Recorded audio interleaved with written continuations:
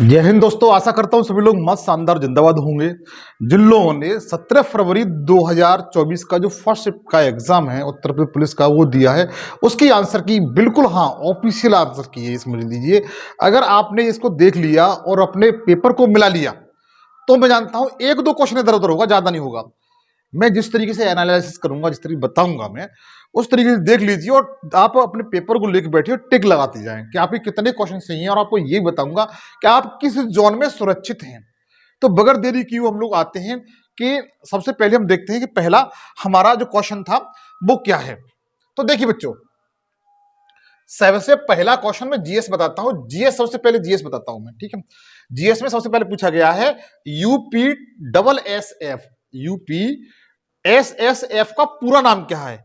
यह क्वेश्चन दिया हुआ था, उसमें पूछा Uttar Pradesh social source force होता है या Uttar Pradesh social security force होता है, Uttar Pradesh solid security force होता है, Uttar Pradesh special security force होता है। तो बच्चों ये मैंने क्वेश्चन आपको कराया था।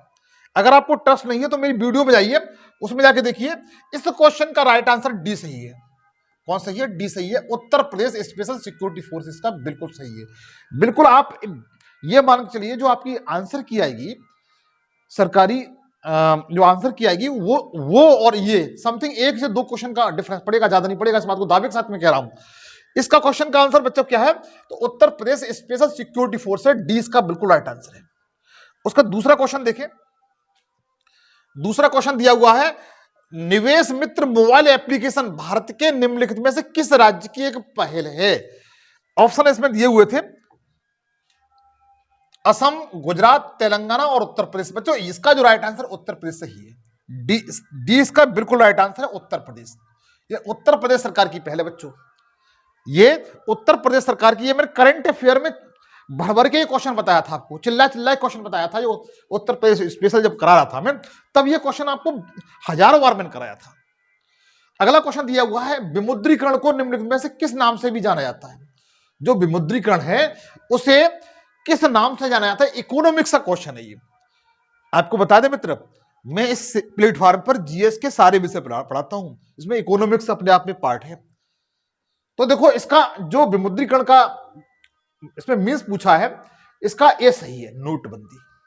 कौन सा? नोटबंदी सही है। नोटबंदी इसका बिल्कुल बिल्कुल सही राइट आंसर है। इंग्लिश मीडियम वाले इंग्लिश मीडियम लाते जाए, हिंदी वाले हिंदी में लाते जाए, ठीक है। उसके बाद आगे क्वेश्चन देखिए, आगे दिया हुआ है चौथा क्वेश्चन दिया हुआ है। चौथा क्वेश्चन दिया हुआ है बच्चों, उत्तर प्रदेश राजस्व संहिता 2006 के अनुसार एक अवधि या एक पट्टे वचनबंध या अनुदान के तहत धारित भूमि खंड को निम्न में से किस नाम से जाना जाता है। ये उत्तर प्रदेश स्पेशल क्वेश्चन पूछा गया है कि उत्तर प्रदेश राजस्व संहिता है जो 2006 के तहत कार्य करती है, उसके अनुसार एक अवधि या एक पट्टे या एक वचनबंध या अनुदान के तहत तो धारित भूमि खंड को निम्नलिखित में से क्या कहा जाता है। तो उसे समेकित कृषि कहा जाता है, कृषि भूमि कहा जाता है, बाग भूमि कहा जाता है या घृत कृषि कहा जाता है। तो बच्चों इसको समेकित कृषि कहा जाता है। इसका ए बिल्कुल राइट आंसर है। बिल्कुल मिलाते जाइए, ए इसका बिल्कुल राइट आंसर है बगैर देरी के हुए। 4 क्वेश्चन करा दिए, 5वां क्वेश्चन आपका ये दिया हुआ है और 5वां क्वेश्चन आपका ये है। ये देखिए, आप ईमेल में भरोसेमंद स्रोत बनकर दुर्भाग्यपूर्ण कारणों के लिए संवेदनशील जानकारी जैसे user name, password, credit card वितरण प्रणाली आदि प्राप्त करने का प्रयास क्या कहलाता है? बताइए। अगर ये आपने क्वेश्चन किया है, इसका वो उसे क्या कहते हैं? तो उसे बच्चों लॉन्चिंग कहा जाता है। क्या कहा जाता है? लॉन्चिंग कहा जाता है। बी इसका बिल्कुल राइट आंसर है। क्या कहा जाता है? लॉन्चिंग कहा जाता है। अगला क्वेश्चन दिया हुआ है 6वां क्वेश्चन, टका निम्नलिखित में से किस देश की मुद्रा है? मैंने बताया था, इस प्रश्न को मैंने हजारों बार बताया है। आपको विश्वास नहीं है तो मेरी प्लेलिस्ट में जाइए और मैंने मतलब उत्तर प्रदेश की जो विश्व की जितनी भी राजधानियां हैं और उनकी मुद्रा हैं वो सारी कराई है मैंने। आप जाके देखिएगा। तो टका निम्नलिखित में से किस देश की मुद्रा है? तो सभी को पता है ये बांग्लादेश की है। किसकी बच्चा? बांग्लादेश की है। बांग्लादेश की टका मुद्रा है। बी इसका बिल्कुल सही आंसर है। आप लोग याद, अगर आपने बी ऑप्शन सही लगाया है तो आप बिल्कुल सही हैं। एक बात और मैं आपको बताऊंगा बच्चा कि यदि ये जो पेपर आया हुआ है फर्स्ट मीटिंग का आपके लिए एक अलग से सेशन बनाऊंगा मैं, उसमें आपको सेफ जोन बताऊंगा मैं, सेफ जोन बताऊंगा कि अगर आपका इतना टारगेट बन रहा है, इतने क्वेश्चन आपके सही है नेगेटिव काट के, तो आप कितने सेफ जोन में हैं, आप चिंता न करें। अगला क्वेश्चन है, 7वां क्वेश्चन दिया हुआ है, निम्नलिखित में से कौन सा वाक्य जीएसटी के लिए सही नहीं है? जो गुड्स एंड सर्विस टैक्स है बच्चा, कौन सा? Goods and service tax, service tax है, उसके लिए पूछा गया है जीएसटी के लिए कि कौन सा वाक्य उसके लिए सही नहीं है। तो जीएसटी एक एकल प्रशासन के तहत पूरे देश में एक सामान्य कानून और प्रक्रिया है, यह सही है। इसमें नहीं पूछा है, क्या पूछा है? नहीं। जीएसटी एक गंतव्य आधारित कर है। जीएसटी इनपुट टैक्स क्रेडिट या मूल्य के घटाव के लाभ के साथ एक ही दर पर वस्तुओं सेवाओं दोनों पर एक व्यापक उगाही और वसूली कर है। वस्तुओं सेवाओं पर कई प्रकार से कर लगाए जा सकते हैं। बच्चों इसका सी सही है, यह पूछा नहीं है, नहीं सी सही है इसका। आप इस क्वेश्चन का सी बिल्कुल 100% सही मान लें, यही आपके आंसर जो सरकारी आंसर की आएगी उसके अकॉर्डिंग इसका सही होगा। ठीक है बच्चों, अब आगे चलें। आइए क्या क्वेश्चन दिया हुआ है, अगला क्वेश्चन मित्र दिया हुआ है कि निम्नलिखित में से कौन सा बंदरगाह कच्छ गुजरात में स्थित है? पूछा है, जो गुजरात है अपना, जिसकी राजधानी गांधीनगर है, उसका पूछा है जो कच्छ है, कच्छ एक स्थान का नाम है गुजरात में, वहां पर कौन सा बंदरगाह है? क्या कांडला बंदरगाह है, या पारादीप बंदरगाह है, या जवाहर नेहरू बंदरगाह है, या मरमा गोवा बंदरगाह है? यह प्रश्न आया हुआ है। देखो जवाहर नेहरू बंदरगाह बच्चों महाराष्ट्र में, कहां पर है? महाराष्ट्र में, तो ये तो हो नहीं सकता है, इसे तो काट दीजिए। ठीक है, जिन्होंने किया वो गलत किया है। मरमा गोवा ये भी नहीं है बच्चों। कांडला बंदरगाह कौन सा है? इस क्वेश्चन का राइट आंसर ए सही है, कांडला बंदरगाह इसका क्वेश्चन का बिल्कुल राइट आंसर है। जो कच्छ के रन में है, गुजरात के तट पर जो कच्छ की खाड़ी में है, वो आपका कांडला बंदरगाह है। और ये बच्चों एक ज्वारी बंदरगाह, ये बता दूं आपको, कैसा? ज्वारी बंदरगाह है, ज्वारी बंदरगाह, एक बात ध्यान रखिए। अगला देखो, इस क्वेश्चन का 8वें क्वेश्चन का जो राइट आंसर है वो ए बिल्कुल सही आंसर है। अगला है, हाल ही में श्री अमित शाह ने निम्नलिखित में से किस स्थान पर national cooperative dairy federation of India के मुख्यालय की आधारशिला रखी है? तो बच्चों ये आणंद में रखी है, ये इसका सही है, आणंद। और ये कहां पड़ता है? गुजरात में पड़ता है। कहां पड़ता है? गुजरात में। कहां पर रखी हुई है? आणंद में रखी हुई है। किसकी? National cooperation dairy federation of India की स्थापना उन्होंने रखी हुई है, मुख्यालय बनाया हुआ है वो आनंद बनाया हुआ है। इस क्वेश्चन का जो 9वां क्वेश्चन है इस पेपर के अकॉर्डिंग, इसका ये बिल्कुल राइट आंसर है। अगला क्वेश्चन देखिएगा, अगला क्वेश्चन दिया हुआ है, निम्नलिखित में से कौन सा पुरस्कार सहकारी और दुग्ध उत्पादन कंपनियों को आगे बढ़ाने या प्रतिस्पर्धी भावना पैदा करने के लिए प्रेरित करता है? तो इसमें से कौन सा पुरस्कार है? जो प्रश्न पूछा गया है कि निम्नलिखित में से कौन सा पुरस्कार सहकारी और दुग्ध उत्पादन कंपनियों को आगे बढ़ाने और प्रतिस्पर्धी भावना पैदा करने के लिए प्रेरित करता है? तो राष्ट्रीय गोपाल रत्न पुरस्कार, अर्जुन पुरस्कार, ध्यानचंद पुरस्कार, द्रोणाचार्य पुरस्कार। बच्चों ये तो 3 नहीं हो सकते, ये तो नहीं है। तो कौन सा है? राष्ट्रीय गोपाल रत्न पुरस्कार इसका बिल्कुल सही आंसर है। इस क्वेश्चन का मिला लीजिए सर 100%। इस क्वेश्चन का राइट आंसर कौन सा है? ये क्वेश्चन मैंने कराया है मेरे करंट अफेयर के सेशन में, जाके देखिए, उसकी जो पीडीएफ है, मतलब प्लेलिस्ट में जाइए, उसमें वीडियो मिल जाएंगे, उसमें क्वेश्चन दिखा दूंगा। ये क्वेश्चन दिया हुआ है कि ऐसा कौन सा पुरस्कार है जो दुग्ध उत्पादन कंपनियां होती है उन्हें प्रेरित करने के लिए पुरस्कार दिया जाता है सरकार द्वारा? तो राष्ट्रीय गोपाल रत्न पुरस्कार है। जबकि अर्जुन पुरस्कार खेल के क्षेत्र में दिया जाता है, ध्यानचंद पुरस्कार है खेल के क्षेत्र में सर्वश्रेष्ठ पुरस्कार है, इसे राजीव गांधी पुरस्कार भी कहा जाता था। द्रोणाचार्य पुरस्कार ये भी कीजिए, तीनों खेल से संबंधित है बच्चों, किससे? खेल से संबंधित, स्पोर्ट्स से संबंधित। जबकि ये किससे है? दुग्ध उत्पादन संबंधित है।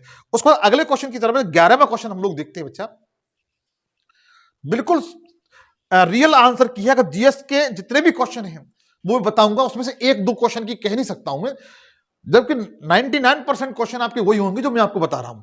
केंद्रीय मंत्रिमंडल ने हाल ही में भारत और निम्नलिखित में से किस देश के बीच प्रवासन और गतिशीलता के समझौते को मंजूरी दी है? पूछा गया है कि भारत और किस देश के बीच समझौता हुआ है जिसमें प्रवासन और गतिशीलता समझौतों के बीच मंजूरी दी है? क्या जर्मनी है, इटली है, नेपाल है, या श्रीलंका है? तो बच्चों ये जर्मनी के साथ किया गया है। किसके साथ? जर्मनी के साथ किया गया। ये इसका बिल्कुल राइट आंसर है। किसके साथ किया गया? जर्मनी के साथ किया गया है। अगला क्वेश्चन है, हाल ही में भारतीय नौसेना का fast attack craft INS Kabra निम्न में से किस स्थान पर पहुंचा है? किस स्थान पर पहुंचा ये पूछा गया है। क्या कोलंबो श्रीलंका की राजधानी वहां पहुंचा है? मार्ले जो मालदीव की राजधानी वहां पहुंचा है? जेबेल अली का बंदरगाह जो यूएई में वहां पहुंचा है? या मातरबारी बंदरगाह जो बांग्लादेश में वहां पहुंचा है? तो बच्चों ये यूएई में पहुंचा हुआ है। कहां पर? यूएई में पहुंचा गया। सी इसका बिल्कुल राइट आंसर है। सी इसका बिल्कुल राइट आंसर है। अगला देखिएगा,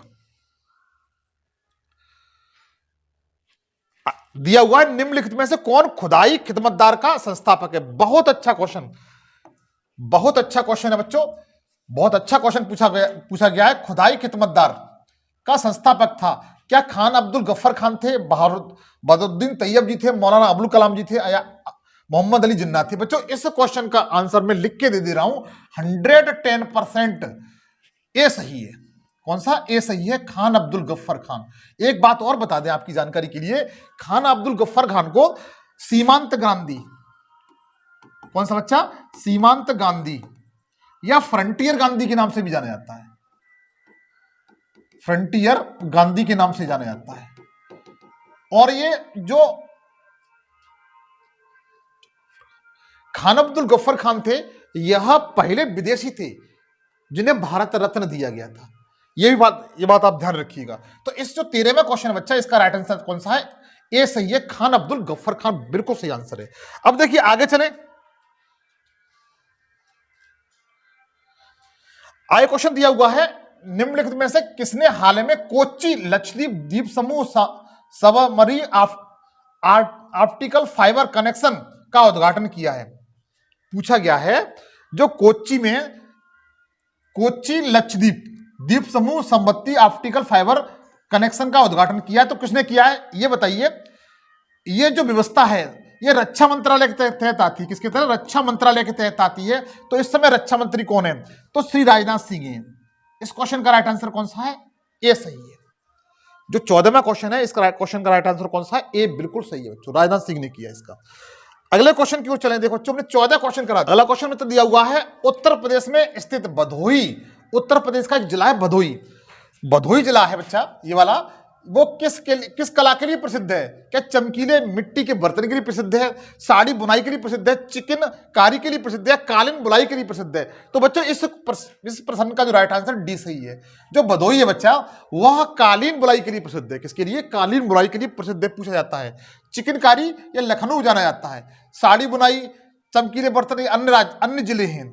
अगला क्वेश्चन दिया हुआ है, निम्न में से कौन सा उत्तर प्रदेश का राज्य वृक्ष है? मैंने असंख्य बार परीक्षा कराया गया है, जितने राज्य प्रतीक हैं उत्तर प्रदेश के वो सारे कराए मैंने। इसमें पूछा गया है राज्य वृक्ष कौन सा है, तो बताइएगा क्या बांस है, बांज है, बरगद है या अशोक है? तो उत्तर प्रदेश का जो राजकीय वृक्ष है बच्चा वो अशोक है। डी इसका सही आंसर है। कौन सा? डी इस क्वेश्चन का बिल्कुल राइट आंसर है। उत्तर प्रदेश का जो राजकीय वृक्ष है वो अशोक है बच्चा। अगले क्वेश्चन की ओर चले, बगैर देरी किए हुए। यह पूछा गया है आपके सामने, क्वेश्चन ये है कि सुरहताल प्रसिद्ध अभ्यारण्य है। सुरहताल प्रसिद्ध अभ्यारण्य है जिसमें साइबेरिया और अन्य ठंडे क्षेत्रों से कई प्रवासी पक्षी भी आते हैं। उत्तर प्रदेश के किस जिले में स्थित है बच्चा ये? क्या संत कबीरनगर में है, गोंडा में है, पटना में है या बलिया में है?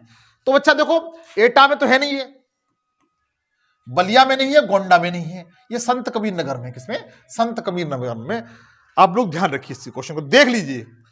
अगला दिया हुआ है, अगला बोर्ड ने पूछा है क्वेश्चन, निम्न में से कौन सा सोशल मीडिया प्लेटफॉर्म पेशेवर नेटवर्किंग और नौकरी तलाशने के लिए सबसे उपयुक्त है? क्वेश्चन दिया हुआ है निम्नलिखित में से कौन सा सोशल मीडिया प्लेटफॉर्म पेशेवर नेटवर्किंग और नौकरी तलाशने के लिए सबसे उपयुक्त प्लेटफॉर्म है, ये पूछा है। तो बच्चों फेसबुक तो नहीं है, इंस्टाग्राम भी नहीं है, तो बच्चे इसका स्ट्रेपच भी नहीं है, लिंक्डइन है। इसका ए सही है बच्चा। कौन सा? ए इसका बिल्कुल सही आंसर। आप लोग मिला लीजिए ए किस किस का सही है और खुद मिलाते जाइए जीएस के कितने क्वेश्चन आपके सही जा रहे हैं, खुद आप मिलाइएगा। आगे देखिए, आगे क्वेश्चन दिया हुआ है आपका, जो मथुरा है, क्वेश्चन दिया हुआ है निम्नलिखित में से किसकी जन्मस्थली है जिसे ब्रजभूमि के नाम से जाना जाता है? क्या भगवान राम की है, भगवान गणेश की है, भगवान कृष्ण की है या भगवान शिव की है? तो सभी लोग जानते हैं जो ब्रजभूमि है मथुरा में वो भगवान कृष्ण के लिए जानी जाती है। किसके लिए? कृष्ण के लिए जानी जाती है। सी इसका बिल्कुल राइट आंसर है। अगले देखो, अगला क्वेश्चन देखते हैं। अगला क्वेश्चन दिया हुआ है, अकबर का मकबरा निम्न में से किस स्थान पर है? जो अकबर महान जो शासक था, अकबर जो शासक था उसका जो मकबरा मतलब उसे कहां दफनाया गया था? क्या एटा में दफनाया गया था या उन्नाव में दफनाया गया था, रामपुर में दफनाया गया था या सिकंदरा में? तो बच्चों इस क्वेश्चन का 100% आंसर कौन सा है? वो डी सही है, सिकंदरा। और सिकंदरा बच्चों कहां पड़ता है? ये आगरा में है। कहां पर? आगरा में। कहां पर है बच्चों? आगरा में है ये। सिकंदरा कहां पर है? आगरा में, जहां पर अकबर का मकबरा स्थित है। अगला प्रश्न दिया हुआ है, अगला प्रश्न है मित्र, निम्नलिखित में से उत्तर प्रदेश का कौन सा प्रसिद्ध लोक नृत्य धान और मक्के की खेती के दौरान किया जाता है? यह प्रश्न मैंने असंख्य बार बताया है। उत्तर प्रदेश के जितने भी, भारत के उत्तर प्रदेश के जितने भी लोक नृत्य थे वो सारे बताए मैंने। देखिए पूछा गया है कि उत्तर प्रदेश का कौन सा ऐसा लोक नृत्य बच्चा जो मक्के और धान की, मक्की खेती और धान की खेती के समय जो पक जाती है उस समय किया जाता है। क्या कजरी है या हुरका बॉल है या रसिया है या चरकुला है? तो बच्चों इसके लिए किया जाता है कजरी किया जाता है। ये इसका बिल्कुल राइट आंसर है। ये इसका बिल्कुल राइट आंसर है। अगला प्रश्न देखिए, बनारस हिंदू विश्वविद्यालय की स्थापना पंडित मदन मोहन मालवीय ने निम्नलिखित में से किसके सहयोग से की थी? किसके सहयोग से की थी? क्वेश्चन पूछा गया है, हिस्ट्री का क्वेश्चन है, वो मॉडर्न हिस्ट्री का क्वेश्चन है बच्चों। किसका? मॉडर्न हिस्ट्री का ये क्वेश्चन है। अच्छा, जो बनारस हिंदू विश्वविद्यालय है इसकी स्थापना 1916 में हुई थी। कब हुई थी? 1916 में हुई थी। किसने की थी? पंडित मदन मोहन मालवीय जी ने की थी। अच्छा, पूछा गया है किसके सहयोग से की थी? तो एनी बेसेंट के सहयोग से की थी। ये इसका बिल्कुल सही आंसर है। किसके सहयोग से बच्चा? एनी बेसेंट के सहयोग से की गई थी। आगे क्वेश्चन देखिएगा। हाँ तो मित्र देखिए, क्वेश्चन दिया हुआ है आपके पेपर में, जो उसका नंबर अपना खुद देख लेना, 127वां क्वेश्चन है इसमें। तो पूछा गया है कौन सा भारत के पूर्वी तट पर स्थित खारे पानी की सबसे बड़ी लैगून झील है? लैगून झील बच्चों मैं आपको बताना चाहता हूं, जैसे ये तट है, पानी का बहाव इस तरीके से आ गया, लेकिन किसी कारणवश तट उससे खत्म हो गया, पानी यहां पर जमा रह गया, इसको लैगून झील कहा जाता है। क्या कहा जाता है? लैगून झील कहा जाता है। पूछा गया है कि खारे पानी की, किसकी बच्चा? खारे पानी की सबसे बड़ी झील कौन सी है? तो लोनार तो है नहीं है, न ये वाली है। ये इसका बिल्कुल सही आंसर चिल्का झील। कौन सी बच्चा? चिल्का झील है, वो उड़ीसा राज्य में। कहां पर? उड़ीसा राज्य में। किस राज्य में? उड़ीसा राज्य में सही है। इसका जो चिल्का झील है वो उड़ीसा राज्य में है। ये इसका क्वेश्चन, इसका ऑप्शन बिल्कुल 100% सही है बच्चा। अगला क्वेश्चन दिया हुआ है कि श्वेत प्रकाश कितने रंगों से मिलकर बना होता है? श्वेत प्रकाश है जो सफेद बोले प्रकाश है, वो कितने रंगों से बना होता है? तो आप लोग याद रखिए, यह न तो इसमें 8 होते हैं, न 6 होते हैं, न 5 होते हैं, 7 रंगों से बना होता है। कितने से? 7 रंगों से बनकर श्वेत प्रकाश बनता है। अगला देखिए, अगला क्वेश्चन दिया हुआ है, बहुत इंपॉर्टेंट और अच्छा क्वेश्चन भी है। मैंने हजारों बार ये भर भर के क्वेश्चन कराया आपसे। जब इंडियन ज्योग्राफी पढ़ा रहा था उस समय मैंने क्वेश्चन कराया था।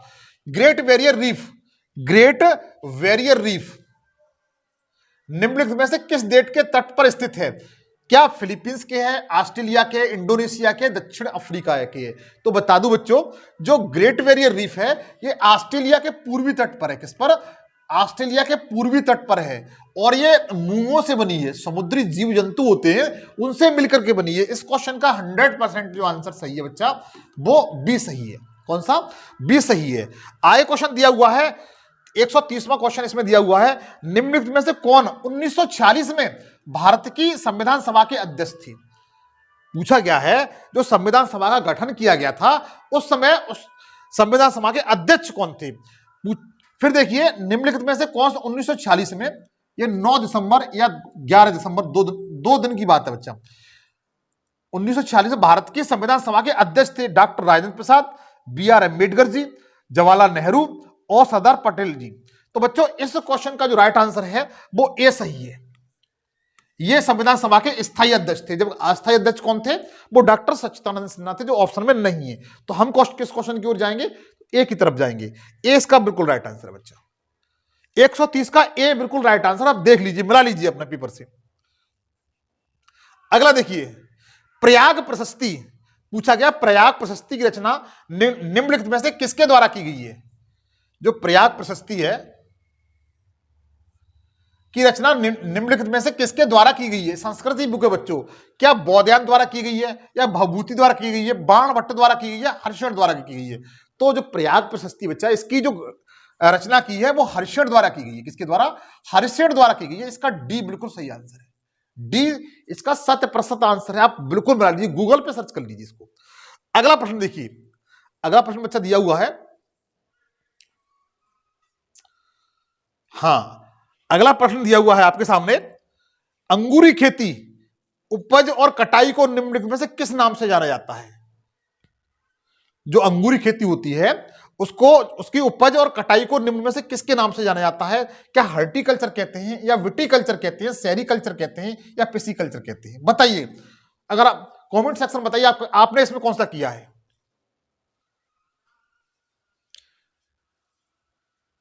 इसका बच्चों राइट आंसर है विटिकल्चर, सही है। 20 का बिल्कुल सही आंसर है। यह प्रश्न जो बच्चों था, मैंने हजारों बार बताया था। जितनी विज्ञान की शाखा थी उसमें क्वेश्चन मैंने आपको सम्मिलित किया था, आप जाके देख लीजिएगा। आप लोगों से एक बात और कहूंगा, अगर सेशन पे नहीं हो तो सेशन को सब्सक्राइब जरूर कर लीजिए। इस सेशन पर, इस चैनल पर मैं, इस प्लेटफॉर्म पर, जो आपका प्लेटफॉर्म है, इस पर मैं जीएस के सारे विषय विथ करंट अफेयर के बिल्कुल फ्री पढ़ाता हूं। अगर आप सब्सक्राइब कर लेंगे तो आपको ये सारी चीजें बिल्कुल फ्री मिलती रहेंगी। इस क्वेश्चन का आंसर कौन सा है? वर्टिकल्चर सही है बच्चा। 20 क्वेश्चन इसका 100% सही है, नोट कर लीजिए। अगला प्रश्न दिया हुआ है, बेलाडीला की पहाड़ियां बैल के कुबड़ की तरह दिखती हैं। पहाड़ियों की यह श्रृंखला भारत के निम्नलिखित में से किस राज्य में है? बेलाडील की पहाड़ियां बच्चा पूछा गया है। क्या कर्नाटक राज्य में है, केरल राज्य में है, तमिलनाडु राज्य में है, छत्तीसगढ़ राज्य में है? तो बताइए, ये किसकी तरह दिखाई देती है? बैल के कुबड़ की तरह दिखाई देती है। तो बच्चों इस क्वेश्चन का जो राइट आंसर है वो ए सही है। कर्नाटक राज्य में। किस राज्य में? बेलाडीली की पहाड़ियां हैं वो कर्नाटक राज्य में है। किस राज्य में? कर्नाटक राज्य में। ए इसका बिल्कुल राइट आंसर सही है। 133वें क्वेश्चन का राइट आंसर कौन सा है? ए सही है। जीएस में मिलाते चलिए आपके कितने क्वेश्चन सही जा रहे हैं। आगे देखिएगा, आगे देखिएगा।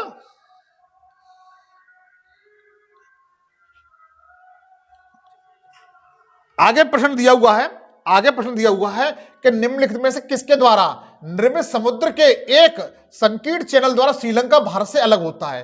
1000 बार बच्चों मैंने क्वेश्चन कराया, 1000 बार, लाखों बार ये क्वेश्चन कराया है। भारत का नक्शा बना करके ये मैंने हजारों बार, लाखों बार क्वेश्चन कराया हुआ है कि भारत और श्रीलंका के मध्य कौन सी जल संधि है। ये पूछा है, सीधी सी बात है। प्रश्न में ये पूछा गया है। जिसने मेरे सेशन देखे होंगे, मैं जानता हूं कि 99% उनके ये सारे क्वेश्चन सही होंगे। तो देखिएगा, इस क्वेश्चन का जो राइट आंसर है वो सी सही है। पाक जल संधि या मन्नार की खाड़ी, सी इसका बिल्कुल राइट आंसर है। भारत और श्रीलंका के मध्य जो जल संधि है या खाड़ी है उसे पाक जल संधि कहते हैं, और मन्नारी खाड़ी का अलग उसके पास में ही है। और ये कहा जाता है कि जो पाक है, ये पाक जल संधि इसका नाम इसलिए रखा है, पाकिस्तान के नाम पर नहीं रखा गया है। ये पाक, वहां पर एक सुंदर, बहुत क्यूट सी मछलियां पाई जाती हैं, दिखने में सुंदर लगती हैं, इसलिए उस जल संधि का नाम पाक जल संधि कहा जाता है। तो जो 134वां बच्चों क्वेश्चन है, इसका सी बिल्कुल सही आंसर है। अगला क्वेश्चन दिया हुआ है, सोनपुर पशु मेला हर साल भारत के निम्नलिखित में से किस राज्य में आयोजित किया जाता है? बच्चों 3 से 4 दिन पहले पढ़ाया है मैंने, ये करंट अफेयर में पढ़ाया हुआ है। उत्तर प्रदेश के जो मेले पढ़ा रहा था मैं, शायद ये आज से लगभग 3 दिन पहले पढ़ाया था मैंने। यही क्वेश्चन था, सोनपुर पशु मेला हर साल भारत के निम्नलिखित में से किस राज्य में आयोजित होता है? उसमें क्वेश्चन ये था, एशिया का सबसे बड़ा मेला कौन सा है? तो एशिया का सबसे बड़ा मेला था वो यही था बच्चों, सोनपुर। ठीक है, और ये बिहार में आयोजित होता है। कहां पर? बिहार में आयोजित होता है। डी ऑप्शन की ओर जाएंगे, डी ऑप्शन की ओर जाएंगे। 100% ये क्वेश्चन सही है। क्वेश्चन पूछा गया था, मेरे जो पीडीएफ थी उसमें ये क्वेश्चन था कि एशिया का सबसे बड़ा मेला किस राज्य में लगता है? तो बिहार में लगता है। इसका नाम कौन सा है? सोनपुर का पशु मेला। तो 135वां क्वेश्चन है, इसका राइट आंसर कौन सा है? डी है। आप मिला लीजिए आपका कर्म उसमें क्या है। मैं जो क्वेश्चन बता रहा हूं वो 60%, 99.99% क्वेश्चन सही है बच्चा। आगे देखिए, हाँ बच्चों, अगला क्वेश्चन दिया हुआ है, विश्व पुस्तक दिवस प्रत्येक वर्ष निम्न में से किस दिन मनाया जाता है? बहुत अच्छा ये बच्चों मैंने इसके लिए सेशन बनाया था, जितने भी इंपॉर्टेंट डे थे ना उसमें एक क्वेश्चन ये भी था। ट्रस्ट नहीं है, प्लेलिस्ट में जाइए, अभी जाके देख लीजिए, ये क्वेश्चन मैंने आपको कराया है। पूछा गया है विश्व पुस्तक दिवस कब मनाया जाता है? तो सबको पता है, अधिकांश लोगों को पता है जिन्होंने मेरा सेशन देखा है, 23 अप्रैल को मनाया जाता है। कब मनाया जाता है? 23 अप्रैल को इसे सेलिब्रेट किया जाता है। वर्ल्ड बुक डेज है, इसको सेलिब्रेट किया जाता है 23 अप्रैल को किया जाता है बच्चों, ठीक है। अगला क्वेश्चन दिया हुआ है कि निम्नलिखित में से किस राज्य के कुछ हिस्सों में 400 साल पहले नहर सिंचाई की एक स्थानीय प्रणाली विकसित हुई थी जिसे कुल्ला कहा जाता था? किस राज्य में स्थित है? तो ये केरला में स्थित है बच्चों। किसमें? केरला में स्थित है। ए इसका बिल्कुल राइट आंसर, केरला में स्थित है। अगला देखिए, आगे दिया हुआ है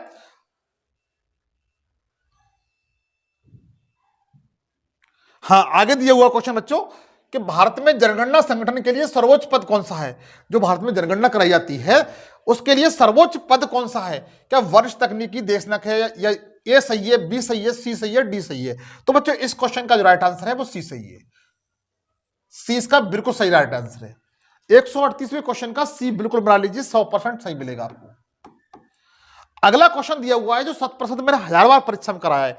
कुमार संभव निम्न में से किस लेखक की साहित्यिक कृति है? क्या महादेव वर्मा की है, कालिदास की है, भारवी की है, कल्याण की है? तो बच्चों ध्यान रखिए, ये कालिदास की है। मिला लीजिए, जिस व्यक्ति ने, जिस कैंडिडेट ने कुमार संभव की जो कालिदास इसमें ऑप्शन लगाया है, महाकवि कालिदास ऑप्शन लगाया, उसका बिल्कुल सही है। निडर हो जाए मेरी तरफ से, बिल्कुल सचेत हो जाए। कौन सा? बी सही है। अच्छा, इसका आगे देखिए, आगे दिया हुआ है